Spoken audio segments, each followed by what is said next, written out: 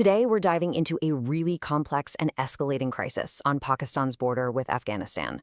It's a story that involves intense military operations, a huge outcry from civilians, and a militant group that, as you'll see, has a reach that goes way beyond what you might think. And we have to start right here, with this absolutely shocking allegation from a very high-ranking government official, the chief minister of the Khyber Pakhtunkhwa province. He's screaming this is what the Pakistani army told local people after he says they tied dogs inside their mosques. I mean, this single quote just throws you right into the heart of the conflict. It's not just about fighting militants anymore. It's about this incredibly deep, painful split between a state and its own citizens. So let's get our bearings. Where is all of this happening? We're talking about a region called Khyber Pakhtunkhwa, or KPK for short. You can think of these as the tribal areas that sit right on the border with Afghanistan. And for years, this area has really been ground zero for Pakistan's war on terror. And at the very center of that war is this group, the Tehreek-e-Taliban Pakistan. You'll hear them called the TTP. They are the main target of pretty much all the Pakistani military's operations in the region. So keep that name in your head, because everything we're about to talk about revolves around them. But here's what's making this situation so explosive right now.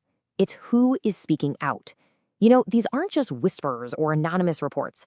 We're hearing some really, really damning accusations coming directly from the region's own elected leaders. And wow, the accusations just don't get any more serious than this. That same chief minister, Sohail Afridi, has gone on the record saying that the military's operations are killing so many civilians that it actually constitutes war crimes. Just think about that for a second. This is a top civilian leader leveling that kind of charge against his own country's army. It's just stunning. So let's just lay out the specific things people are claiming. We already heard the one about dogs and mosques, which is seen as a huge act of humiliation. But there are also claims of Pashtun women being dishonored. And people on the ground, in places like Bajaur, are saying their homes and even their mosques are just being shelled without warning. They say it violates the peace deal they had and, of course, puts women, children, everyone in the line of fire. And what this all adds up to is this powerful, heartbreaking feeling on the ground. For the people protesting, this doesn't feel like a war against some foreign enemy. To them, it feels like their own army is, in their words, turning guns on its own citizens. And that feeling of betrayal, it's absolutely crucial to understanding why this is all boiling over. Now, you might think this is just a local issue, but it's really not. It's actually blowing the lid off a massive political crack running right through the country, a real standoff between the civilian government and the military. And you can see the two sides of that divide pretty clearly here. On one side, you've got the provincial government and KPK, which is led by Imran Khan's political party, the PTI. They're the ones openly slamming these military operations. And on the other side, you have the powerful military establishment, based back in Islamabad, that's running the show and now facing all this intense local anger. The very fact that a chief minister feels he can or has to speak out this loudly against the army, well, it just shows you how deep this political split really is. Okay, so we've got this deep, internal division tearing at the country. But the story doesn't stop at Pakistan's borders. Not even close. In fact, this is where things take a really surprising turn, with a reach that stretches all the way across South Asia. Which, brings us to a pretty fundamental question. Is the TTP and all the chaos they create really just Pakistan's problem to deal with? Well, it turns out the answer is a clear no. And this number right here is why. 2. That's the number of confirmed Bangladeshi youths who died recently. But they didn't die in Bangladesh, they died in Pakistan, fighting for the TTP.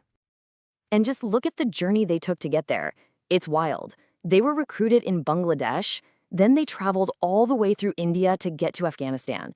Once there, they linked up with militant networks, and then finally crossed another border into Pakistan to fight and die in Khyber Pakhtunkhwa. This isn't just a simple trip. It's a full-blown transnational pipeline for militants. So what this all tells us is pretty undeniable. The TTP isn't just some local insurgency that's fueled by local problems anymore. They have clearly built a sophisticated and growing recruitment network that stretches across the entire region. So let's pull all these threads together. What might seem like a distant conflict in some remote, mountainous part of Pakistan, well, it's actually a really complex geopolitical knot. And the fallout from it is being felt far, far beyond that border.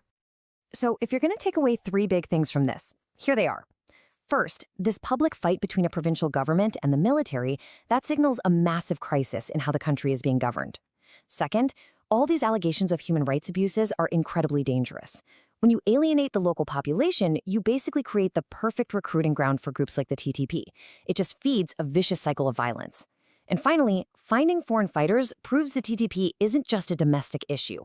It's a regional threat, and it's going to need a coordinated regional solution. And all of this leaves us with one last, really critical question to think about.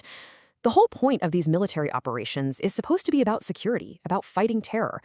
But when the way you fight that war turns your own people against you, when it creates this much division and anger, who's actually winning?